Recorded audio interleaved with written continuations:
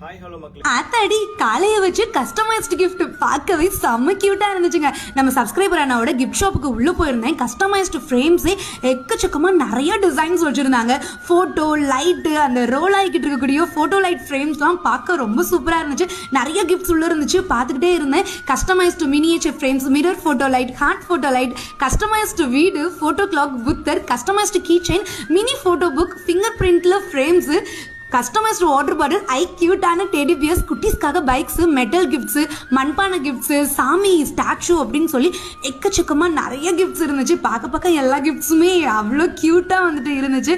செம்மையாக இருந்துச்சு. Customised gifts வாங்கணும்னு நினைக்கிறவங்களுக்கு ஒரு சூப்பரான பிளேஸ் நம்ம தேனி கம்பத்தில் இருக்கக்கூடிய சாரா கிஃப்ட் ஷாப். உள்ளே போய் பார்த்த உடனே கஸ்டமைஸ்டு கீ செயின்ஸ் நிறைய வச்சுருந்தாங்க.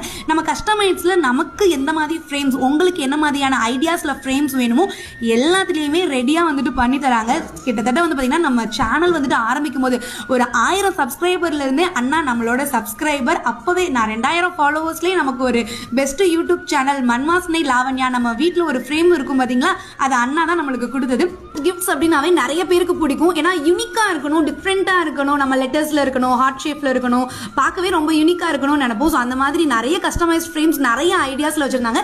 நம்மளே ஐடியா சொன்னா அதுக்கேற்ற மாதிரியும் பண்றாங்க. மினியேச்சர் ஃப்ரேம்ஸ்லாம் வந்துட்டு கியூட்டா இருந்துச்சு. இதெல்லாம் மினியேச்சர் ஃப்ரேம்ஸ், நம்மளோட போட்டோ எது கொடுத்தாலும் இந்த மாதிரி மினி